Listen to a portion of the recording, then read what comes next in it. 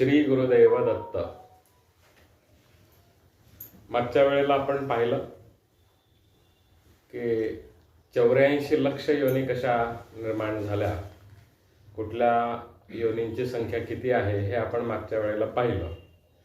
पण ज्या वेळेला नारायणाने म्हणजे भगवान विष्णूंनी आज्ञा केली ब्रह्मदेवाला की सगळी सृष्टीची रचना करा, त्यावेळेला स्वतः नारायण म्हणजे भगवान विष्णू हे व्यासांचं रूप घेऊन हे पृथ्वी तलावर अवतरले.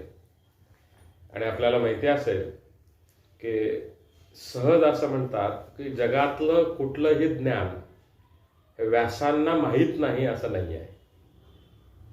म्हणजे त्याच्याबद्दल असं म्हणतात की व्यासोच्छिष्टम जगत सर्वम, म्हणजे व्यासांचं उच्छिष्ट जे आहे ते सगळं हे महर्षी, सगळे संत, सगळे महात्मे हे त्यांचं ज्ञान वापरतात. तर या व्यास महाराजांनी म्हणजे व्यास मुनींनी 18 पुराणांची निर्मिती केली. आपल्याला माहिती आहे की वेद 4 आहेत आणि पुराण 18 आहेत. तर हे 18 पुराणांची ज्या वेळेला निर्मिती केली, त्या निर्मितीमध्ये ब्रह्मवैवर्त नावाचं एक पुराण आहे. त्या पुराणामध्ये असं वर्णन आहे की या कशी उत्पत्ती झाली, मग त्यांनी काय काय केलं याची सगळी निर्मिती ही त्या 18 पुराणामध्ये आहे. आणि आत्ता मी म्हटल्याप्रमाणे ब्रह्मवैवर्त पुराणामध्ये याची सगळी माहिती आहे. तर त्यामध्ये त्यांनी असं केलं की हे जे सनत कुमार आहेत, सनंदन हे सगळे आपल्याला माहिती आहे, त्या सनत कुमारांची निर्मिती केली. व्यासांची मुलं ही म्हणजे कशी सृष्टी निर्माण झाली बघा. व्यासांनी 18 पुराण निर्माण केले. 18 पुराणांबरोबर हे सनंदन हे सगळे ऋषी म्हणजे ही मुलं कितीही मोठी झाली वयाने तरी ते बटूच दिसायचे असं त्यांचं एक वर्णन करतात. आणि यांच्याबद्दल असं सांगतात या 3ही सनत कुमारांबद्दल की एकदा असं सांगतात की एका तलावामध्ये काही महिला स्नान करत होत्या.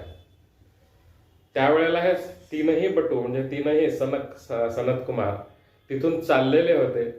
त्यावेळेला मात्र त्या स्त्रियांनी काही स्वतःला असं आवरलं नाही किंवा लुगडं पांघरून घेतलंय, साडी पांघरून घेतली असं केलं नाही. त्यांच्या विहारामध्ये आनंदाने ते स्नान करत राहिल्या. पण तिथून एक 5 मिनिटानंतर ज्या वेळेला व्यास महर्षी जायला लागले, त्यावेळेला मात्र पटापट सगळ्या महिलांनी आपलं आवरलं आणि आडोशाला उभा राहिल्या.